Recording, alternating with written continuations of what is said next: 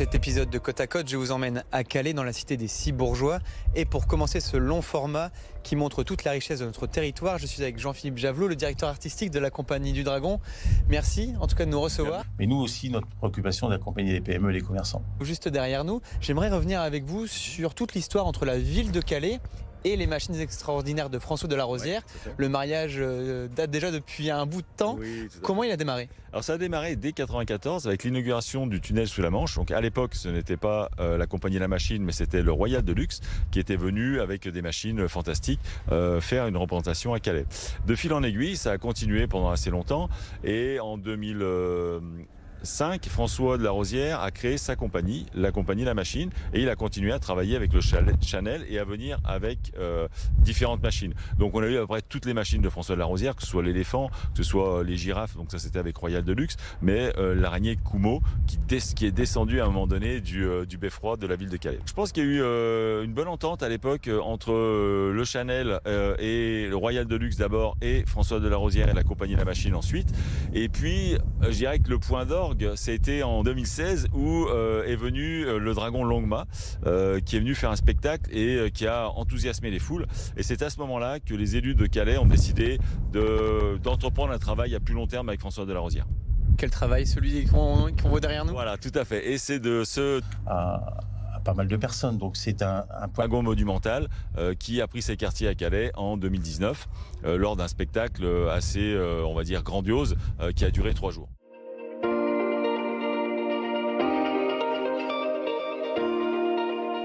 Une fois que c'est fait, le contrat est signé avec la ville en 2017. Tout à fait. Après, place à la création du dragon. Tout à fait. Les travaux de la création du dragon ont commencé en mai 2018 et les étapes ont suivi. Donc forcément d'abord la partie, on va dire, ingénierie. Là, c'est un travail qui se fait essentiellement dans des ateliers. Donc vous voyez toutes les feuilles de calcul.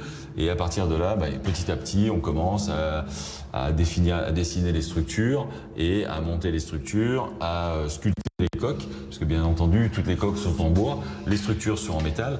Et donc, c'est vraiment à partir de ce moment-là que commence petit à petit la création du Dragon de Calais.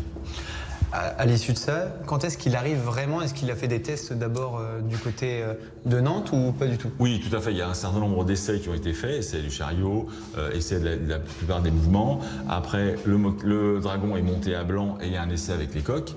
Et à partir de septembre ou octobre 2019, les essais étant terminés, il y a l'embarquement qui est fait en octobre 2019 pour que le dragon arrive à Calais.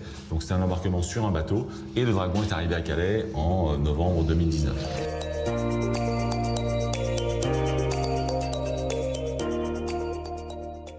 Combien d'années d'activité ? Est-ce qu'on a déjà des retombées forcément sur ce dragon ? Alors, on a ouvert en 2019, après on a eu 2 petites années d'interruption, il y a un truc qui s'appelait Covid qui est arrivé, qui nous a un peu mis une claque.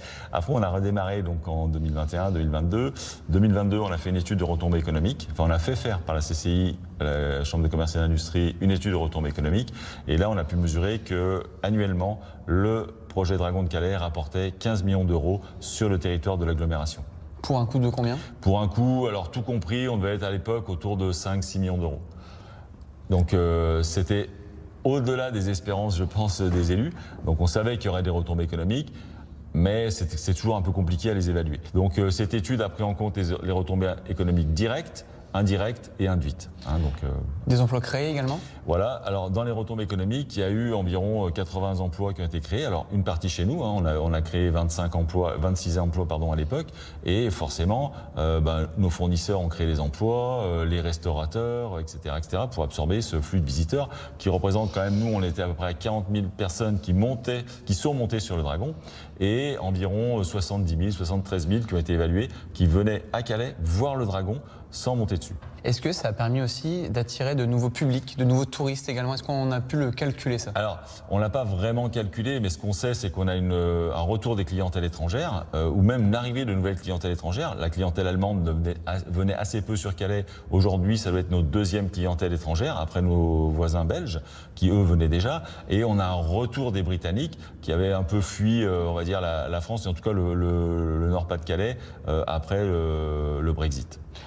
Forcément, le dragon a fait des bébés. Oui, alors il n'a pas vraiment fait des bébés, mais en tout cas, dans le projet originel, il y avait plusieurs machines qui étaient prévues. Et donc, les élus de Calais ont lancé la deuxième phase du projet, qui est l'arrivée d'un Varan de voyage qui va arriver normalement en novembre.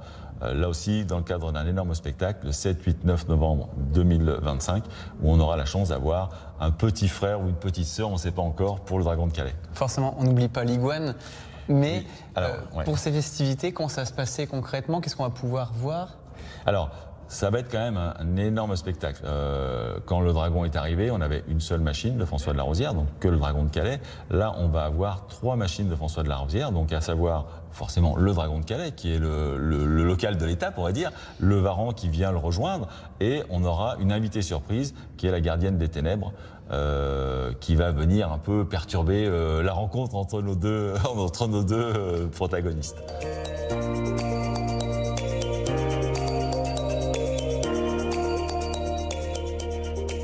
Le Varan qu'on voit derrière nous en échelle 1/20e, c'est ce qu'on va vraiment retrouver concrètement dans les rues de Calais bientôt. Quasiment. Alors il y a toujours des petits décalages ou des petites adaptations entre la maquette, le projet initial et puis comment il va évoluer, mais on est assez proche de ce qu'on voit sur cette maquette-là. Je dirais à 80%, ce sera la même chose. Combien de personnes sur le Varan? Ça demande aussi une autre gymnastique? Oui, alors l'embarquement sera beaucoup plus simple et beaucoup plus rapide que sur le Dragon, puisque le Dragon doit le lever, baisser la queue, puisque les gens embarquent par la queue. Là, on aura un escalier sur le côté de la machine, donc ce sera beaucoup plus simple et il pourra embarquer 25 personnes sur son dos et les personnes seront assises, contrairement au Dragon où les personnes sont debout. Quel est le but du coup? C'est aussi de faire profiter les Calaisiennes et les Calaisiens d'une autre façon? Oui, tout à fait. Il y a deux façons d'exploiter le Dragon. Une exploitation plutôt touristique, à destination forcément des touristes. Donc là, on ira sur le port de Plaisance, le bassin ouest, le bassin du Paradis, éventuellement le Dôme Bunker à terme. Et puis une exploitation, je vais dire, plus festive pour permettre aux habitants de découvrir le Varan et que le Varan leur fasse redécouvrir leur quartier. Donc il y a eu un gros travail d'appropriation qui a été fait par la compagnie Dragon et par les services sociaux de la ville. On a eu 150 ambassadeurs calaisiens qui sont allés à Nantes, essentiellement des enfants, ils étaient complètement fous. Et donc l'idée, c'est aussi de leur permettre de monter sur le Varan dans leur propre quartier, pas être obligé de venir sur le front de mer, enfin sur le bassin du Paradis ou le bassin ouest pour le découvrir.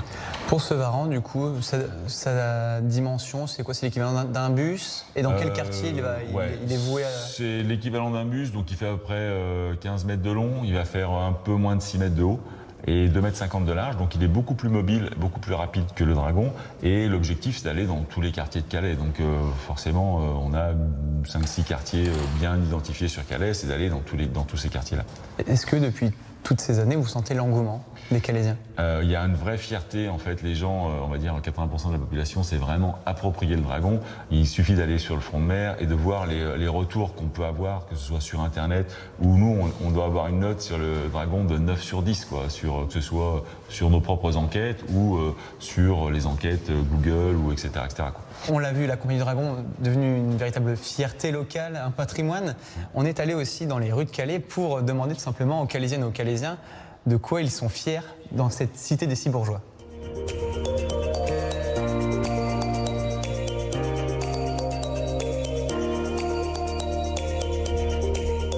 Moi, je trouve sincèrement que sur Calais, il y a vraiment un aspect culturel qui est mis en avant.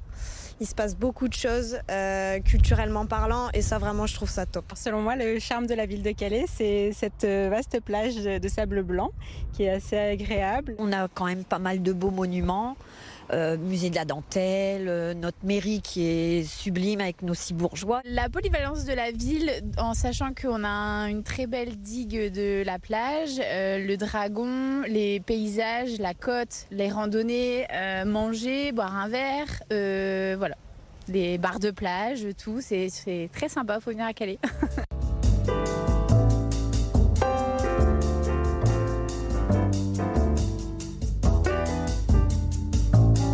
À Calais, il y a aussi une autre fierté, un savoir-faire transmis de génération en génération depuis des siècles, qui est devenu un véritable monument local.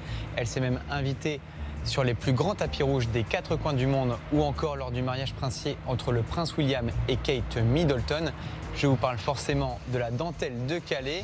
Retour sur toute l'histoire de cette fameuse dentelle qui, vous allez voir, n'a pas fini de faire parler d'elle. Une fois que l'on pousse la porte du musée, de la dentelle, il y en a partout. Des réalisations plus traditionnelles aux plus extravagantes. On y voit le charme intemporel du tulle, ce tissu léger formé d'un incroyable réseau de mailles. Chaque pièce est une invitation à explorer l'histoire et l'artisanat autour de ce savoir-faire calaisien. Mais comment est-il arrivé à Calais ? La dentelle telle qu'on la connaît à Calais, c'est un produit industriel. C'est une dentelle mécanique de grand luxe, mais qui reste néanmoins fabriquée dans les usines.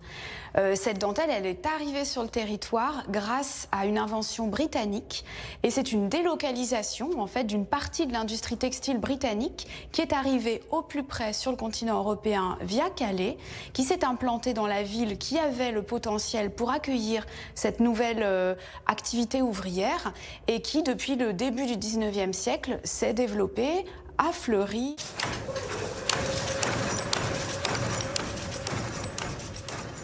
Ce bruit, c'est celui du métier. C'est grâce à cette machine industrielle que la dentelle Lever s'est façonnée. Imaginez-vous maintenant plusieurs milliers de métiers travaillant chaque jour dans la ville au moment de la grande époque de la dentelle de Calais. La dentelle était produite à Calais, non pas forcément par le biais de grandes usines telles qu'on pourrait les imaginer assez facilement, mais plutôt par tout un tissu de petits entrepreneurs qui réussissaient à acheter un métier, deux métiers, employer des ouvriers, avoir embauché des commerciaux. Voilà, chacun, c'est toute une multitude, tout un tissu finalement économique qui vivait autour de la dentelle. Et ce tissu économique, il a été particulièrement florissant durant la seconde moitié du 19e siècle, notamment dans le dernier quart du 19e siècle, à un moment où la dentelle était très à la mode, où les parures du vêtement des femmes devaient refléter la richesse du mari et de la famille, et où l'on investissait réellement dans l'achat de dentelle. Très vite, ce savoir-faire attire la curiosité de la haute couture grâce à l'un de ses atouts. La dentelle de Calais n'a pas de limite sauf l'imagination de la personne qui l'utilise. Ce qui fait la véritable richesse, la préciosité de la dentelle de Calais, c'est que c'est un tissu extrêmement complexe, techniquement très performant et qui est capable d'une très très grande finesse esthétique. Donc c'est un type de tissu pour lequel la programmation du métier à tisser est infinie. Donc on peut créer énormément de dessins extrêmement subtils avec des dégradés, des nuances, des motifs un peu cachés, des choses qui sont très soulignées et tout en restant extrêmement solide. Avec l'arrivée du cinéma, les célébrités du monde entier deviennent les égéries de cette fameuse dentelle. À mes côtés, j'ai une robe qui a été créée par Gabrielle Chanel. Évidemment, nous sommes dans les années 20, ici dans les années 30. C'est l'époque où la grande couturière émerge et amène des nouveautés et une mode un peu plus sport. Elle arrive à la marier avec la dentelle, elle aussi. Mais évidemment, pour les années suivantes, on va penser à une Sophia Loren ou Brigitte Bardot. Mais malgré ce succès, le nombre de denteliers diminue au fil des années, au point de n'avoir plus que 2 entreprises travaillant la dentelle sur le territoire. Mais ne croyez pas que la dentelle a cessé d'exister dans le cœur des Calaisiens. Il est là. Donc la pierre tombale est... C'est le cas de Martine qui a aménagé une pièce de sa maison pour faire ses créations. Éducatrice spécialisée à la retraite, la dentelle est venue à elle par hasard il y a 20 ans lors d'un projet de travail. Elle est tout de suite tombée sous le charme de la broderie calaisienne. Je trouvais que c'était intéressant de lier les murs avec des pierres verticales. De cette broderie en fait. Et donc mon idée ça a été d'en créer des tableaux avec tous ces petits morceaux et de montrer toute la variété de la broderie. Depuis, elle passe plusieurs dizaines d'heures tous les mois dans son atelier pour créer des tableaux, mais pas seulement. Moi, la dentelle de Calais, j'aime beaucoup, donc je fais aussi des vêtements, enfin pour moi, surtout. Je fais aussi, là j'ai entamé toute une série de colliers, en fait, de bijoux. Et aussi des serre-têtes. En fait, voilà, l'idée vient comme ça, et donc j'essaye. Les créations de Martine, on les retrouve dans la boutique du musée comme celles d'autres artistes locaux. Des poupées, des plats, des bijoux ou encore des sacs. La dentelle Livers est le produit phare ici. Ce sont des dentelles qui sont tissées et qui ont encore vraiment beaucoup de charme et qui attire beaucoup les touristes, les clients qui viennent, parce que ça ouvre un imaginaire de réalisation, soit en vêtements, soit en création, comme on a vu avec les autres créatrices. Il y a encore beaucoup de monde justement qui ont envie de faire vivre ce savoir-faire. Ah oui, c'est viscéral. C'est viscéral. Les personnes qui sont encore dans la dentelle s'y sont très très attachées. Et les Calaisiens d'autant plus, parce qu'on a beaucoup de Calaisiens quand ils partent en vacances, souhaitent amener un peu de notre savoir-faire calaisien et viennent chercher de la dentelle ou des objets fabriqués en dentelle. Vous l'aurez compris, la dentelle n'est pas un tissu comme les autres à Calais, elle s'est érigée au rang de monument local. Pour continuer ce long format autour des richesses de la ville de Calais, je vous propose une balade à vélo à la découverte des 3 forts de la ville. Ils sont très visibles, ils sont ancrés dans le patrimoine calaisien, mais connaissons-nous réellement toute l'histoire et les anecdotes de ces forts? C'est ce qu'on va aller voir. Allez, je vous emmène.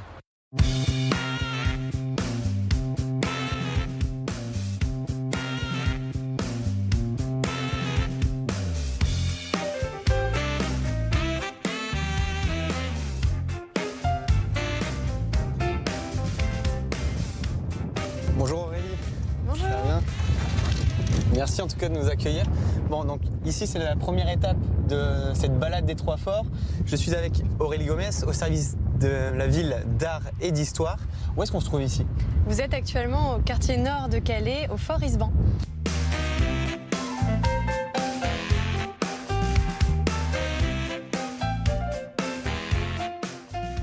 Quand est-ce qu'il a été édifié? Alors le fort Isban, à l'origine, il date de la guerre de 100 ans, puisque Calais a été un élément fort de cette guerre, étant restée anglaise pendant 211 années. Elle a été prise par Édouard III, roi d'Angleterre, qui a édifié ce fort pour bloquer le ravitaillement dans la ville, puisqu'il a assiégé pendant 11 mois la ville de Calais. Donc ce fort était avant tout britannique à la base? Tout à fait. En fait, il bloquait le ravitaillement par la mer. Alors aujourd'hui, il est intégré dans la ville, donc c'est assez dur de se rendre compte de son passé, mais il était entouré d'eau. Et par la suite, les Anglais vont vraiment le construire, ce fort. Au début, c'était une petite tour en bois qui va devenir la tour de Lancastre en pierre. Et tout va partir de cette tour qui, peu à peu, au fil des siècles, va subir plusieurs réaménagements jusqu'à devenir ce qu'on voit aujourd'hui, c'est-à-dire des bastions. On l'a vu tout à l'heure avec le directeur artistique de la Compagnie du Dragon. On a pu visiter un petit peu l'exposition autour du Varan. Il y avait là, le fort actuel, il y a pas mal de bâtiments différents. Qu'est-ce qu'on y retrouve dans ce fort? Alors oui, on a eu une très belle réhabilitation, c'est vrai. On peut voir le logis du Major, effectivement, qui a été très bien reconstruit. On a la poudrière, qui est quand même une très jolie poudrière qui est aérienne, donc semi-aérienne. Donc on a vraiment cette idée de garder les tonneaux de poudre à l'intérieur. On a également les casemates qui sont visibles encore aujourd'hui et qui sont en très bon état. On a 12 casemates également. Et puis les bastions qu'on peut encore bien discerner quand on prend de la hauteur. Parce que ici, finalement, Calais était divisé en 2 villes bien distinctes à la base. Oui, à l'origine, l'ancien Calais médiéval, fortifié au XIIIe siècle, c'était que le quartier Calais Nord actuel. La ville d'aujourd'hui, c'est une fusion avec Saint-Pierre, qui est l'actuel Calais Sud. Et cette fusion, elle remonte à 1885.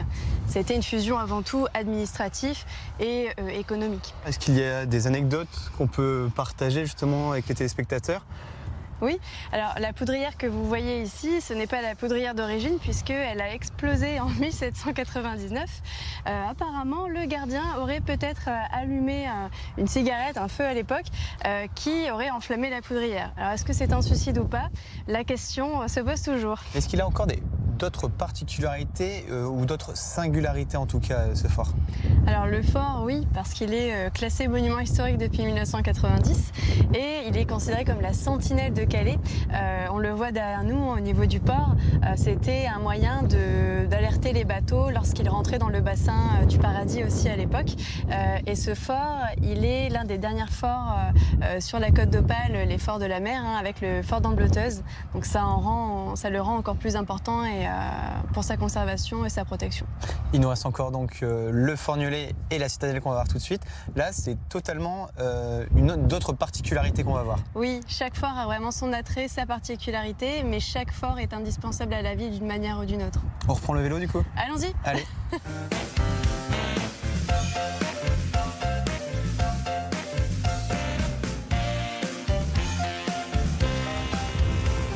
c'est totalement ouvert au public? Oui, tout à fait. La citadelle, c'est le seul lieu qui se visite librement, puisqu'on a encore le gardien qui reste à l'intérieur. Et aujourd'hui, ce lieu accueille des combats pacifiques.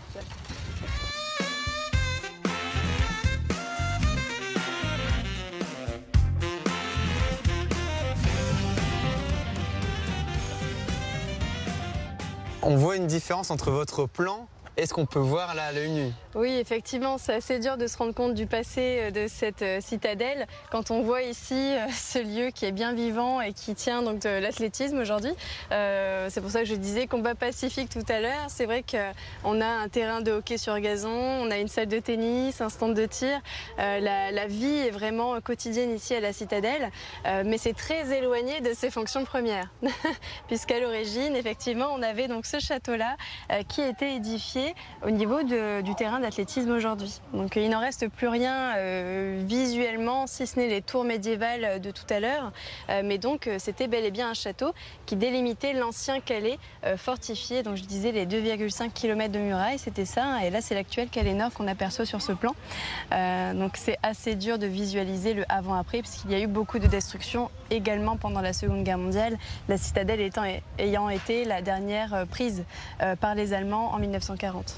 Et là, on se rend compte de l'utilisation et de l'importance aussi du fort Risban. En fait, là, Calais n'était pas du tout le Calais qu'on voit aujourd'hui. Oui, c'est ça. On voit bien le fort Risban qui est juste ici et qui est entouré d'eau, qui permettait vraiment d'empêcher tout bateau d'arriver pour ravitailler lors du siège des Anglais. Tout à fait.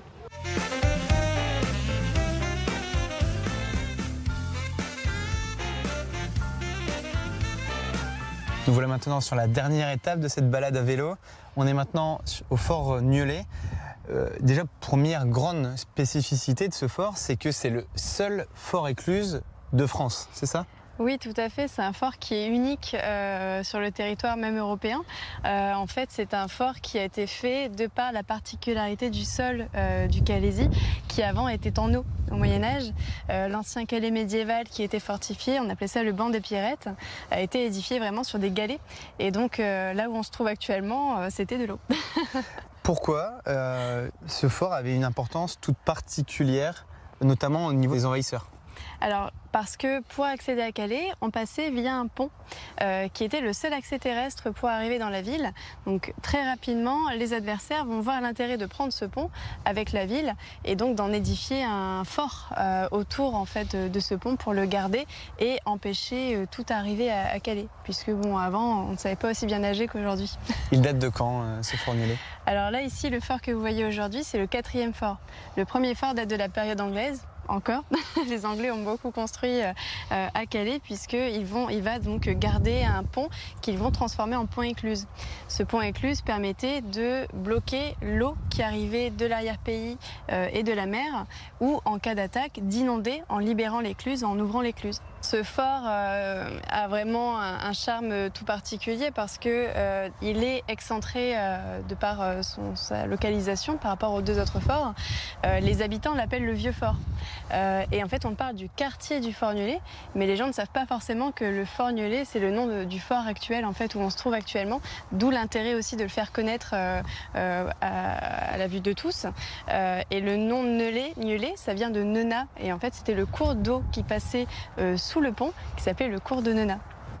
Nous voici à nouveau au point de départ après 2 bonnes heures de balade. Merci en tout cas Aurélie pour la découverte de ces 3 forts. Il y avait plein d'autres choses forcément à découvrir à Calais. Il y avait par exemple les Cibourgeois, il y avait le Beffroi de Calais ou encore le musée des Beaux-Arts, le théâtre. Enfin bref, il y avait encore tout un tas de richesses à découvrir. D'ailleurs, je vous y invite lors de ce long format à redécouvrir la ville de Calais. Merci beaucoup en tout cas.